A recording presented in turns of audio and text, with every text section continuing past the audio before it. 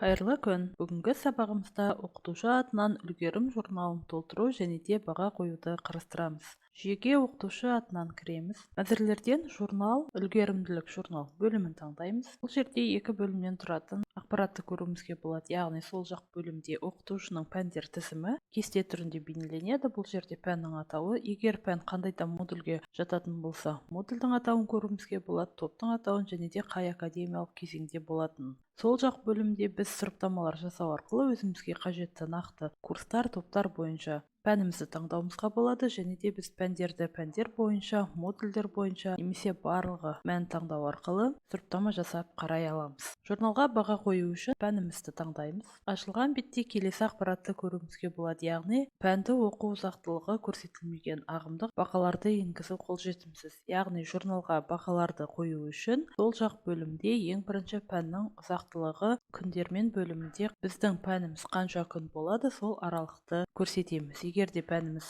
5 күн оқылатын пән болса, онда 5 мәнін таңдап сақтаймыз. Және де оң жақ бөлімде бізде сұрыптама бөлімі қарастырылған, яғни бұл жерде барлық бағаларды көрсету, тек қана аралық бақылауларды, дәріс, практика, семинарлар, студент пен оқытушының өздік жұмыстары және де қорытынды бағалар. Біз өзімізге қажетті мәндерді таңдау арқылы тек сол баға түрін көруімізге болады. Және де нақты аралықты көрсетуімізге болады, яғни қай аралықтағы күндер бойынша сұрыптама жасауымызға болады, келесі пәніміз қандай модульге жататынын көруге болады, яғни модульдің атауы, және де модульдік оқуда аяқтау нысаны, яғни бұл модульді аяқтау барысында қорытынды баға қалай есептелінетіні туралы ақпаратты көре аламыз. Және де оқытушылар бөлімінде сабақ түрлері бойынша қандай оқытушылар тағайындалғанын көруімізге болады. Журналға баға қою үшін біз қосу батырмасын таңдаймыз. Ашылған бетте өзімізге қажетті күндерді көрсетеміз, яғни біздің пәніміз қашан болды, сол күнді көрсетеміз, және де қандай сабақ түрінен баға қоямыз, сол сабақ түрін көрсетеміз. Яғни бұл жердегі сабақ түрлері оқу жоспарындағы көрсетілген сабақ түрлерінен алынады.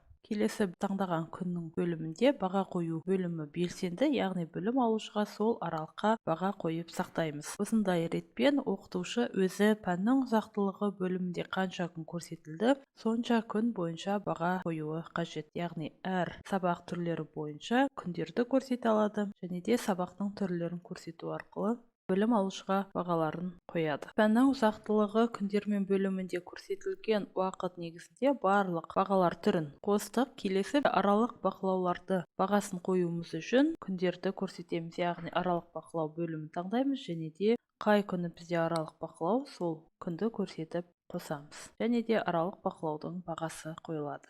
Біз барлық бағаларымызды қойдық, және де өзіміздің пәніміз бойынша жіберу рұқсатнамасын көруімізге болады, яғни орташа ағымдық бағаларымыз есептелді, және де жіберу. Біздің бұл пәніміз модульге жататын пән болғандықтан, және де модульді оқуды аяқтау нысаны бойынша жалпы модуль үшін ортақ баға, әр пәннен жеке баға қарастырылмағандықтан, тек қана бұл жерде біз күнделікті бағалар мен аралық бақылауларды қойып сақтаймыз. Осындай ретпен оқытушылар өздерінің үлгерімдік журналын толтыра алады. Осымен оқытушы атынан үлгерімдік журналға баға қою модуліне арналған сабағымыз аяқталды. Сау болыңыздар.